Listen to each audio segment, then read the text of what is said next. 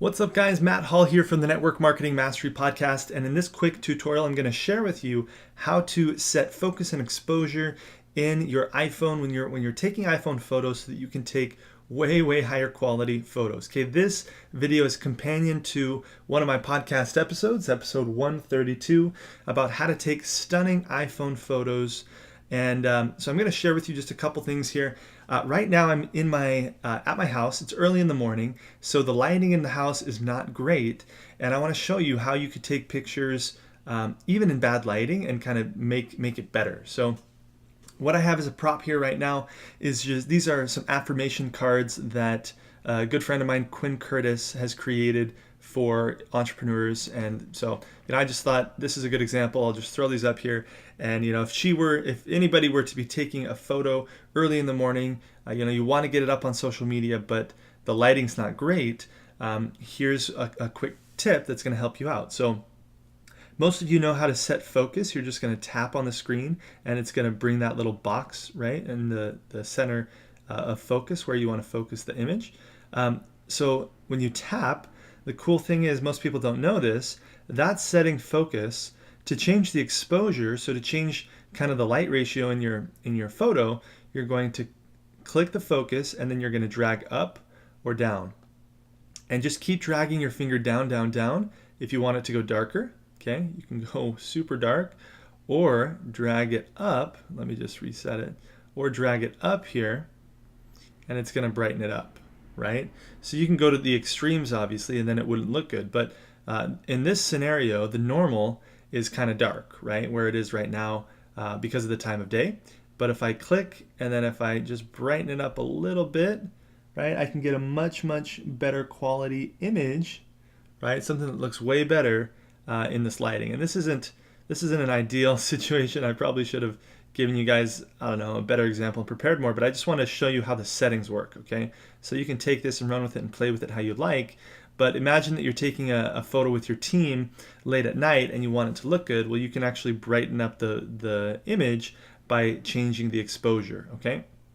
Now, what happens is if I take the photo, it's going to automatically revert back to the original lighting of the photo. And so if you want to take multiple photos in a setting and kind of have the same look and feel, the same lighting, you can actually hold down the focus button and it'll lock it. Okay, so it'll lock in where you're at, and then you can change the exposure, and then you can take multiple photos and it's going to stay exactly at that same exposure and with that same focus point, okay?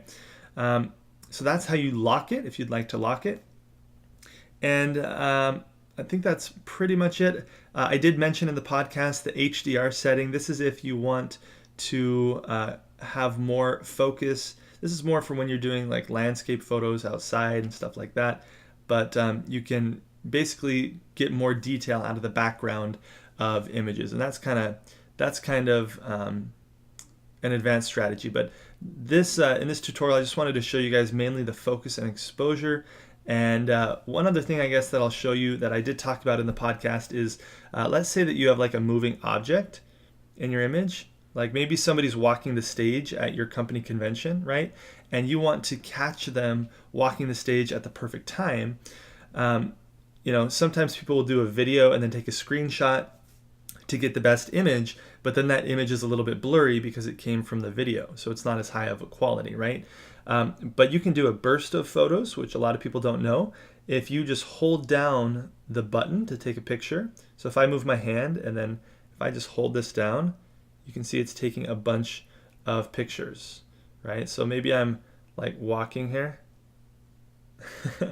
It'll take a bunch of pictures, and then what you can do is you can go through and find the one that works the best for what you're doing. So let's burst photos here. Yep, right here.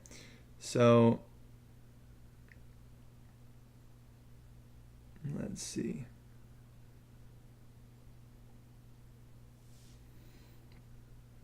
There we go. Hit select, and then you can just go through and you can find, which one in that burst is the one that you want. Okay, so you could say, I want it to have the whole person in the image or whatever, right?